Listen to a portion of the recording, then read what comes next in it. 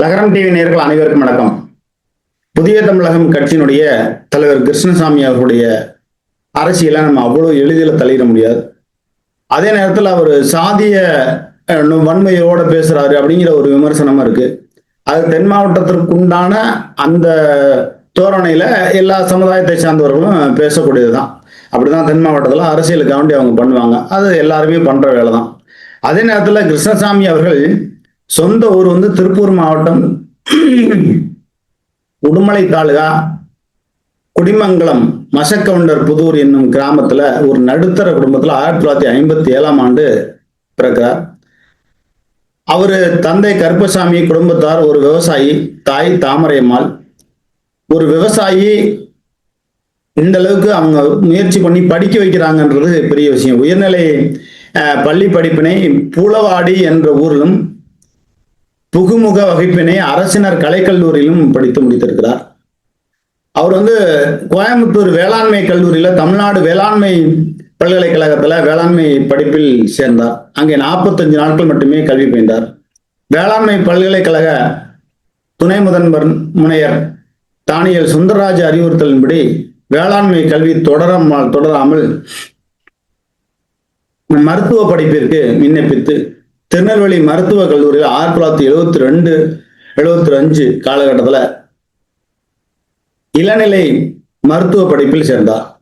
அங்க 2 ஆண்டுகள் மட்டுமே பயின்று கல்லூரி இடமாறுதல் அனுமதி பெற்று மதுரை மருத்துவக் கல்லூரி 1975-78 3 ஆண்டுகள் துவங்கி பயிற்சி முடித்தார்.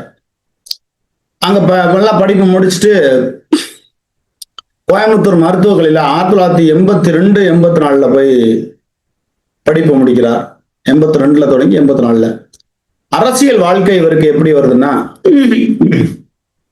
தூத்துக்குடி மாவட்டத்தில் உள்ள கொடியான்குளம் என்கிற ஊரில் சாதிய வன்முறை ஏற்பட்ட போது கோயம்புத்தூரிலிருந்து பாதிக்கப்பட்ட தேவேந்திர குல மக்களுக்கு வாதாடினார்.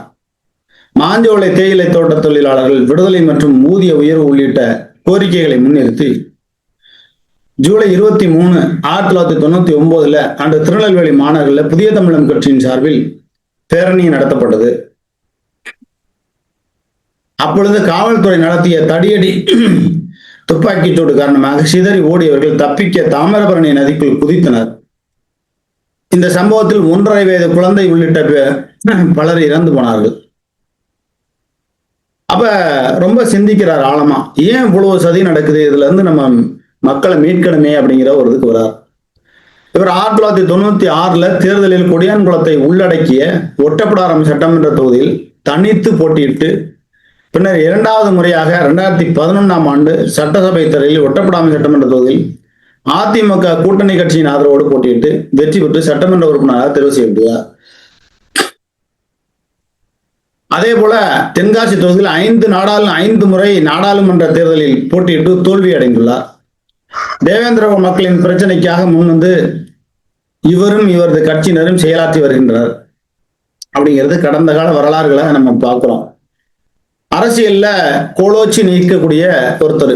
1000 விமர்சனங்கள் அவர் மேல இருக்கலாம். அவர் மகன் மேல, அதாவது முக்குளத்தூர் சமுதாயத்தை வம்புக்கு எடுத்து பேசுறது, அது அரசியல்னு வந்துட்டாவே அப்படிதான். இங்க சுயநலம் அதிகம் இருக்கும், பொதுநலம் குறைவா இருக்கும். கட்சி தொடங்கும் போது இருக்கக்கூடிய அந்த பொதுநலம் கட்சி நடத்தும் போது இருக்காது. ஏன்னா பண தேவைகள் இருக்கும், மீடியா நம்மளை பத்தி பேசணும், ஏதாவது ஒரு விஷயத்த பண்ணிக்கிட்டே இருப்பாங்க. அது இவருக்கு இல்லை, எல்லோருக்குமே பொருந்தும். யாருமே சரியா பண்ண முடியாது. ஆனா ஒரு தன் இன மக்களுக்காக வேண்டி, அதாவது பாதிக்கப்பட்ட மக்களுக்காக வேண்டி இவர் குரல் கொடுத்து இன்றளவும் அந்த சமுதாய மக்கள், தேவேந்திர குல மக்களுடைய ஒரு கதாநாயகனா பார்க்கப்படுகிறார். இப்படிப்பட்டவருக்கு இப்ப என்ன துரோகம் நடந்திருக்குன்னா, ஒரு 5 தொகுதி தாங்க கேட்டோம், பேச்சுவார்த்தையெல்லாம் கூப்பிட்டு பேசினாங்க, கடைசி நேரத்துல கழுத்தறுத்துட்டாங்க பாருங்க. கழுத்தறுப்பு பழனிசாமி அப்படிங்கிறார். இந்த இவர் டிடிவி தினகரன் சொன்னார்ல, துரோகிங்கிற ஒரு விருது கொடுக்கணும்னா அது எடப்பாடி பழனிசாமிக்கு தான் ஆஸ்கார் விருது கொடுக்கணும் அப்படின்னு சொன்னார்ல. இவர் என்ன சொல்றாருன்னா, கழுத்தறுப்பு பழனிசாமின்னு பட்டம் கொடுக்கலாம் அப்படின்னு சொல்றார். எது எப்படி பட்டம் கொடுத்தாலும் அது தேர்தலில் தான் தெரியும் எப்படி தோல்வி அப்படின்னு. ஆனா புதிய தமிழகம் கிருஷ்ணசாமி அவர்களுக்கு நான் ஒரு முக்குளத்தூர் சமுதாயத்திலிருந்து சொல்றேன்.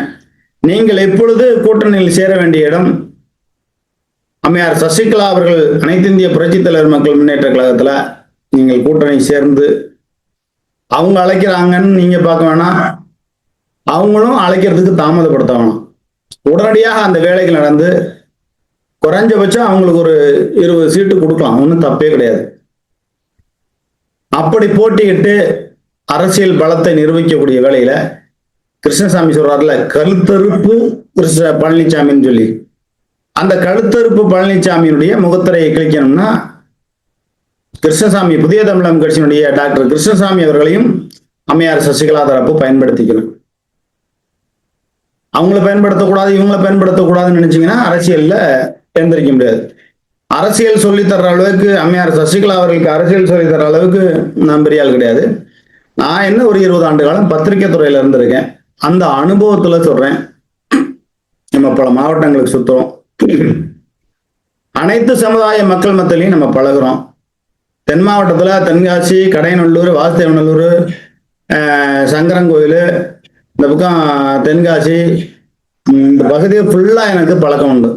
ஏன்னா எங்க பத்திரிகையில இருக்கக்கூடிய உதவி ஆசிரியர் வாசுதேவநல்லூர் தான்.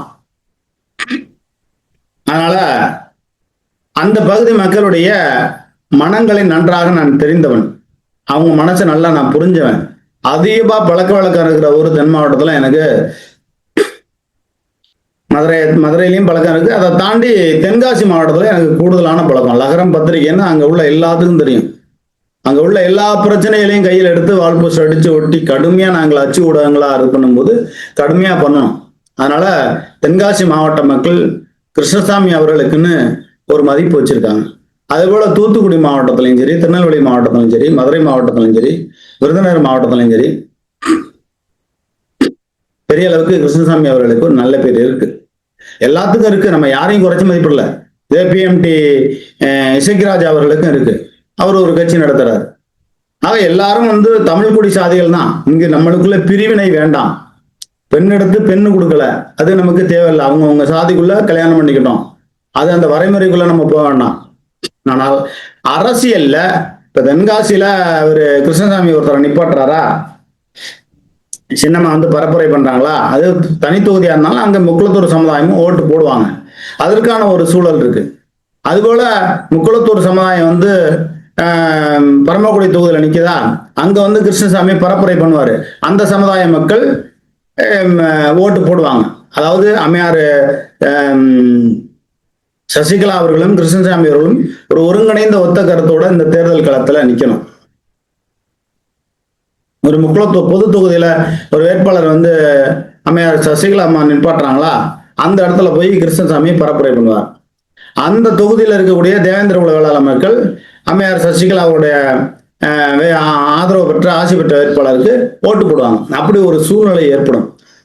துரோகங்களை வீழ்த்தணும், துரோகிகளை வீழ்த்தணும் அப்படின்னு நீங்க நினைச்சீங்கன்னா அம்மையார் சசிகலா அவர்களும் கிருஷ்ணசாமி அவர்களும் இந்த தேர்தலில் இணைந்து செயல்பட்டால் உண்மையாகவே சிறப்பா இருக்கும் அப்படிங்கிறது தான் எனக்கு கிடைச்ச தகவல். அதற்கான வாய்ப்புகளும் இருக்கு. புதிய தமிழகம் கட்சியினுடைய முக்கியமான பொறுப்பாளர்கள்ட்ட நான் பேசும்போது, அண்ணே சூப்பர் ஐடியாண்ணே, நீங்க சொன்னதானே சார்ண்ணே, அம்மையார் சின்னம்மா சசிகலா அவர்களும் கிருஷ்ணசாமி அவர்களும் இவர் பாமக ராமதாஸ் அவர்களும் அரசியல் இணைப்புங்கிறது மிகப்பெரியது. ஏற்கனவே அவங்க ராமதாஸ் கிட்ட பேசி கூட்டணி 40 சீட்டுங்கிற மாதிரி எல்லாம் பேசி முடிச்சிட்டாங்க.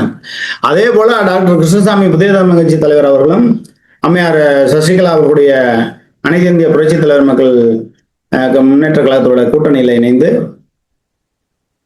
சீட்டு இதெல்லாம் அவங்க பேசிக்குவாங்க, அதெல்லாம் நம்ம சொல்ல வேண்டியதில்லை. அப்படி ஒரு கூட்டணி அமைந்தால் தென் மாவட்டத்தில் மிகப்பெரிய ஒரு பிரளயம், ஒரு பரபரப்பு எல்லாமே காணப்படும். அதற்கான சூழல் இருக்கு அப்படிங்கிறாங்க. வெகு விரைவாக இந்த வேலையை செய்யணும் அப்படிங்கிறது அந்த இன்னைக்குள்ள இந்த வேலையை நடக்கணும். தவறுனா போச்சு.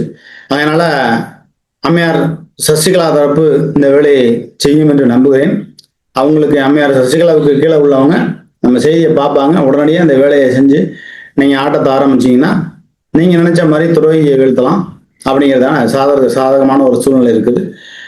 தென் மாவட்டம் முழுவதும் இருக்கக்கூடிய மக்களுக்கும் ஒரு எழுச்சி ஏற்படும். அதனால இந்த வேலையை உடனடியாக செய்யுங்க அப்படிங்கிறத அந்த செய்தி வேலை தெரிவித்துக் கொள்கிறோம். லகரம் டிவி சேனலை பார்க்கக்கூடிய ஏற்கனவே இருக்கும் நேயர்கள் கிருஷ்ணசாமி அம்மையார் சசிகலா, டாக்டர் கிருஷ்ணசாமி அம்மையார் சசிகலா இவங்க வந்து கூட்டணி இணைஞ்சா எப்படி இருக்கும் அப்படிங்கிற கருத்துரிமை பகுதியில் நடுநிலையான கருத்துக்களை பதிவிடுங்க. உங்கள் தொகுதி சார்ந்த பிரச்சனைகளையும் நீங்கள் இதில் குறிப்பிடலாம். லகரம் டிவி சேனலை பார்க்கக்கூடிய புதிய நபர்கள் லகரம் டிவி சேனலை சப்ஸ்கிரைப் செய்து பெல் பட்டன் அழுத்தி ஆல் பெல் பட்டன் அழுத்தினாதான் நான் போடக்கூடிய ஒவ்வொரு பதிவுகளும் உங்களை வந்து சேரும். லகரம் டிவி சேனல் 4ஆம் ஆண்டு தொகுப்பு மே மாதம் நடத்தவிருக்கிறோம். அனைவரும் ஆக்கமும் ஊக்கமும் கொடுங்கள். உங்கள் ஆதரவே எங்களுடைய பலம். நன்றி, வணக்கம்.